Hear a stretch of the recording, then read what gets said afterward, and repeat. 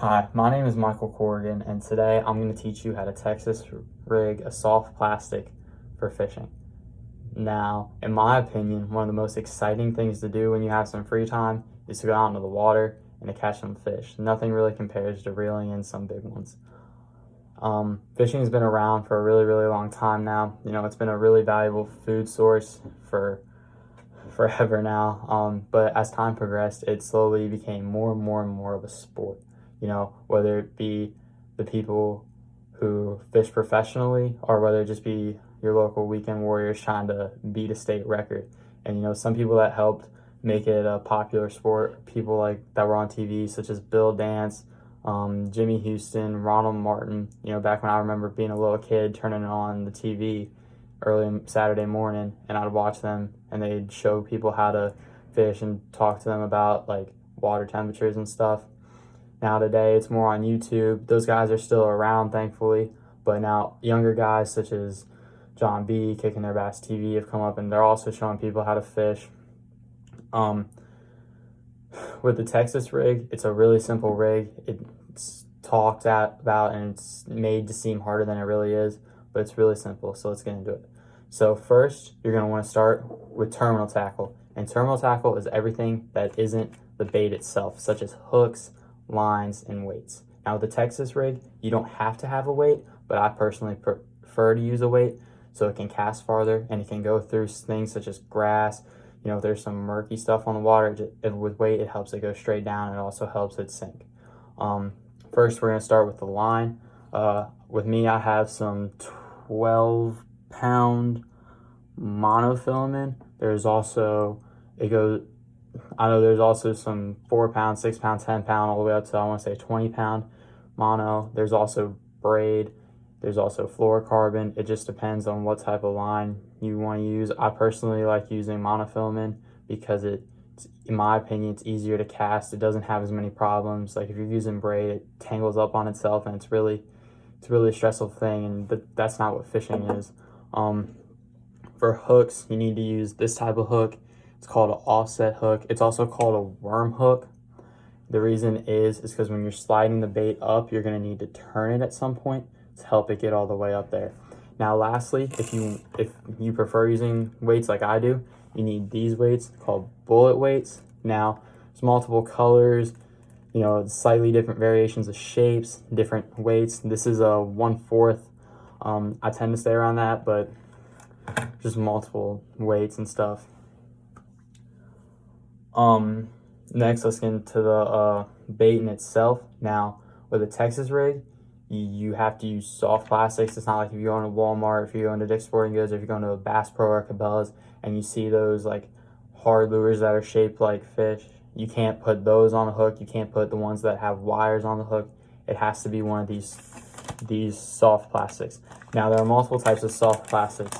There are soft plastics that imitate things like crawfish and salamanders. Like with me, I have these ones that imitate a crawfish. Now these are also great because you can fish them on the bottom of a pond or lake, or you can swim them through different levels of the water, and it's really good for just depending on what the fish want.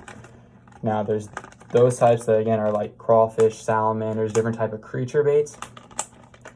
And there's also these type of baits, which are like worms. Now there are multiple type of worms. These worms are called Senkos. They're one of the most popular type of fishing soft plastic. They just are a regular like worm looking thing. There are worms that have like curly tails. There are worms that have little paddles. It just depends on what they want. There's also multiple colors. This is called a bluegill color. I believe that's a Alabama orange. There's also stuff as Junebug that's like a really blue.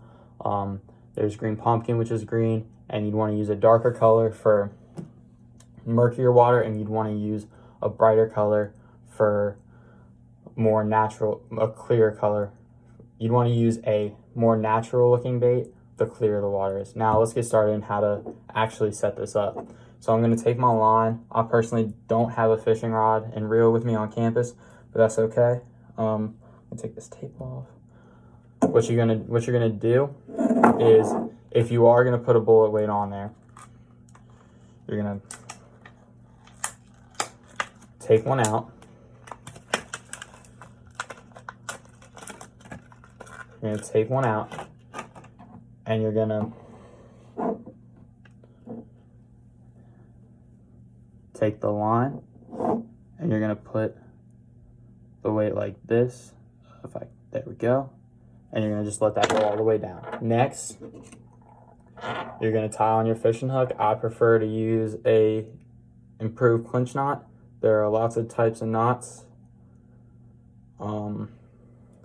Improved clinch knot, you just go around the line 5 to 7 times. 3, 5, and then you go through this little tag you make. If I can get it open, there we go. And then you come back through.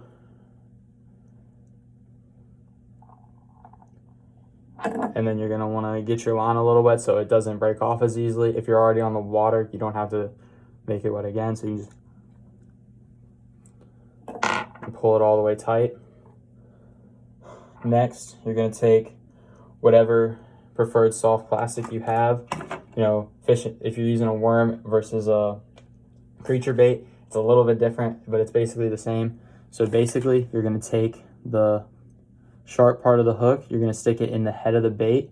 You're gonna wait until you get this little barb part out into it, and then you're gonna wanna push it out through its nose again.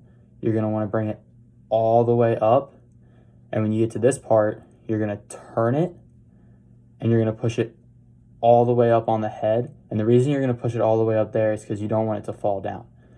Then you're gonna line the bait up to make sure it's nice and straight. And you're gonna bring it up a little bit so you can get it straight again, because you don't want your bait to not be straight. And then the cool part about the Texas rig is you can take it and you can make it weedless so it won't catch anything on the bottom that isn't a fish. You just take it, find the hook, you bring the bait up a little bit, and you just bury the hook into the soft plastic. Now that's how you do a worm.